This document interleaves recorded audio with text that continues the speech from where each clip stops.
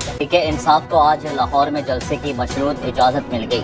کاہلا ring road پر 3 بجے سے شام 6 بجے تک کے لیے پنڈال سجانے کا NOC جاری۔ 43 شرائط میں وزیر اعلیٰ خیبر پختونخوا الیامین گنڈاپور سے اسلام آباد جلسے میں کی گئی تقریر پر معافی مانگنا شامل۔ باہر سے آنے والے کسی مسلح جتھے کو شہر میں داخل نہیں ہونے دیا جائے گا۔ ریاستی اداروں کے خلاف بات ہوگی، نہ کسی سزا یافتہ شخص کا پیغام نشر کیا جائے گا۔ افغان شہریوں کو پیسے دے کر نہیں لایا جائے گا۔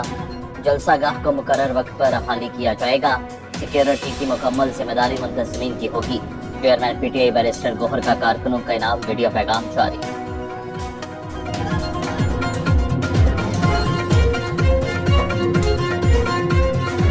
میری پاکستان تحریک انصاف کے سارے ورکر اور سپورٹروں سے درخواست ہے، زیادہ سے زیادہ تعداد میں پرامن طریقے سے اس جلسے میں شرکت کریں۔ میری آپ سب سے اپیل ہے، میک شور کریں کہ آپ 1 بجے جلسہ گاہ تک پہنچیں تاکہ اس پروسیس کو ہم وقت پہ تحریک انصاف لاہور رنگ روڈ پر جلسہ گاہ تیار کرنے میں سرگرم۔ پشاور میں بھی لاہور جلسے کے لیے تیاریاں۔ وزیر اعلیٰ خیبر پختونخوا الیامین گنڈاپور خصوصی کنٹینر میں کارکنوں کو لے کر لاہور پہنچیں گے۔ ڈنڈا بردار ورکرز بھی ساتھ ہوں گے۔ رکاوٹیں ہٹانے کے لیے سوابی انٹرچینج پر ٹریکٹرز، کرینر اور ایکسکیویٹرز پہنچا دیے گئے۔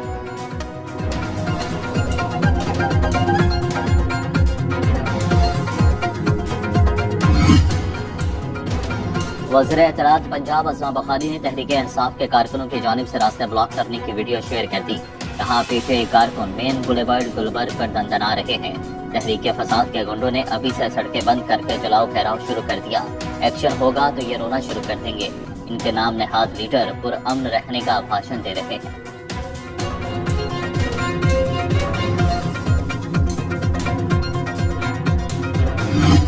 Supreme Court practice and procedure ترمیمی آرڈیننس پر عمل درآمد شروع۔ Justice Munib Akhtar practice and procedure committee سے باہر۔ چیف جسٹس قاضی فائز عیسیٰ نے جسٹس امین الدین کو کمیٹی میں شامل کر لیا۔ جسٹس امین الدین کا سینیورٹی لسٹ میں 5واں نمبر۔ چیف جسٹس اور سینئر جج جسٹس منصور علی شاہ کمیٹی میں شامل ہوں گے۔ نئے قانون کے مطابق ہر کیس اور اپیل کا ریکارڈ اور ٹرانسکرپٹ تیار کیا جائے گا۔ تمام ریکارڈنگز اور ٹرانسکرپٹ عوام کے لیے دستیاب ہوں گی۔ اس سے پہلے چیف جسٹس اور 3 سینئر ججز کی کمیٹی مقدمات کے لیے مقرر کرتی تھی۔ وزیر اطلاعات عطا تارڑ کہتے ہیں اب جو کیس پہلے آئے گا اس کی سماعت بھی پہلے ہوگی۔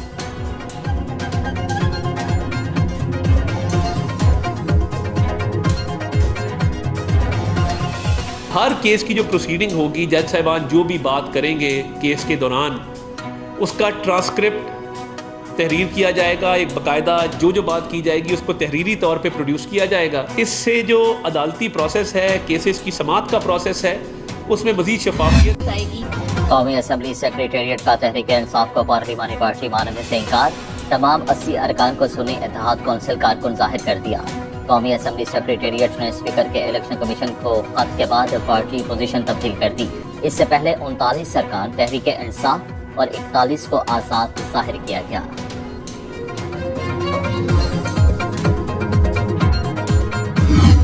حکومت کسی قسم کا مسودہ دینے کے لیے آمادہ نہیں ہو رہی تھی۔ غالباً ایک کاپی انہوں نے پیپلز پارٹی کو دی تھی اور بالآخر خدا کر کے ایک کاپی انہوں نے ہمیں بھی مہیا کی۔ میں یقین سے نہیں کہہ سکتا کہ ان کی کاپی اور ہماری کاپی ایک جیسی ہوگی یا اس میں کچھ فرق ہوگا۔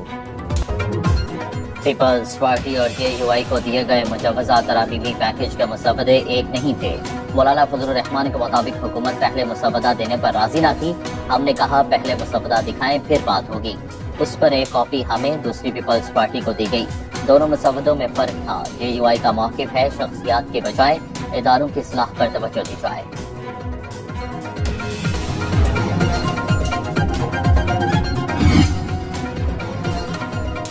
حکومت کے پاس ترامیم کا کچا مسودہ تھا، پکا تب ہوتا جب پیپلز پارٹی اور فضل الرحمان متفق ہوتے۔ بلاول بھٹو کا بیان، کہا حکومت چاہتی تھی فضل الرحمان بھی آنرشپ لیں، عدالتی اصلاحات ناگزیر، ہم تاخیر کر رہے ہیں، ہر چیز کو بانی PTI سے جوڑ دینا درست نہیں۔ یہ کیا بات ہوئی کہ ترامیم بانی PTI کو جیل میں رکھنے کے لیے ہیں؟ وزیر اعظم سے کہا جاتا ہے بغیر سیکیورٹی کے عدالت آئے، سزا یافتہ قیدی کے لیے گاڑی بھجوائی جاتی ہے۔ آئینی ترامیم مزاج جمہوریت کا حصہ ہیں۔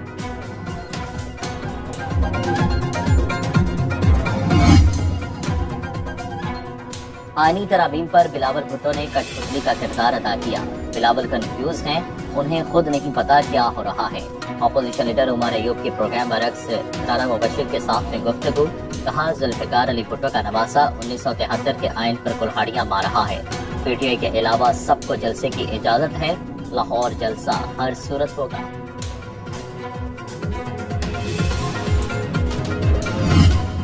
ترمیم شدہ الیکشن ایکٹ نہیں, سپریم کورٹ کے فیصلے کی روشنی میں مخصوص نشستیں دی جائیں. اسپیکر خیبر پختونخوا اسمبلی کا الیکشن کمیشن کو خط. قومی اور پنجاب اسمبلی کے بعد سندھ اسمبلی کا بھی خط. سپریم کورٹ فیصلے کے بجائے ترمیم شدہ الیکشن ایکٹ کے تحت ہی مخصوص نشستوں کا فیصلہ کرنے پر زور.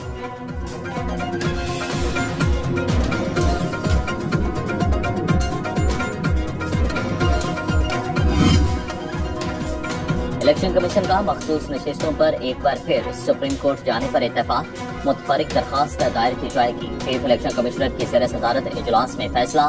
متفرق درخواست میں موقف اختیار کیا جائے گا.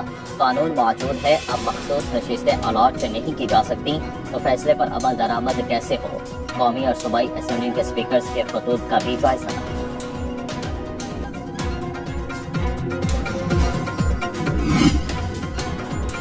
پارلیمنٹ کا قانون سازی کا اختیار آئین میں دی گئی حدود کے تابع ہے. پارلیمان کے قانون سازی کے اختیار سے متعلق سپریم کورٹ کا اہم فیصلہ.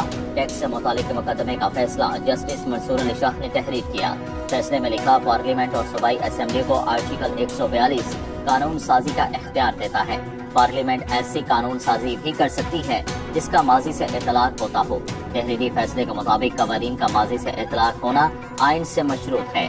لفظ آئین سے مشروط کا مطلب واضح ہے کہ قانون سازی آئینی حدود کے مطابق ہی ممکن ہے.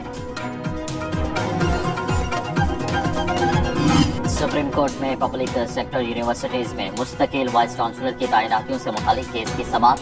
اسلامک یونیورسٹی کے وکیل نے قاضی فائز عیسیٰ پر اعتراض اٹھا دیا. چیف جسٹس نے ریکٹر کو روسٹر پر بلا کر پوچھا, آپ اجلاسوں میں شرکت کیوں نہیں کرتی. سمینا ملک نے کہا, دوائی کے زیر اثر ہوں, جواب کے لیے کچھ وقت دیں. چیف جسٹس بولے, ڈرامہ کرنا ہے تو یہاں سے چلی جائیں.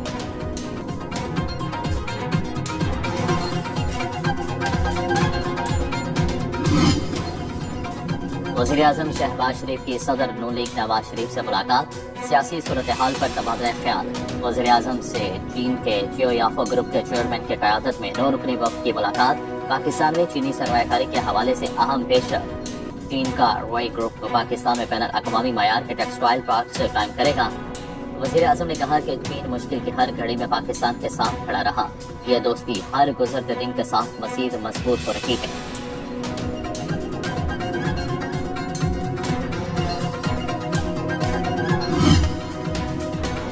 وزیر اعظم شہباز شریف نے FBR کے تمام منصوبوں کا تھرڈ پارٹی آڈٹ کرانے کی ہدایت کر دی. کہا, FBR کا انفورسمنٹ کا نظام بہتر بنانا وقت کی اہم ضرورت ہے. محصولات میں بہتری سے شہریوں کو سروسز کی فراہمی اور سوشل سیکٹر میں بہتری آئے گی. FBR ملکی معیشت میں ریڑھ کی ہڈی کی حیثیت رکھتا ہے. وزیر اعظم کی FBR ٹرانسفارمیشن پلان کی تعریف.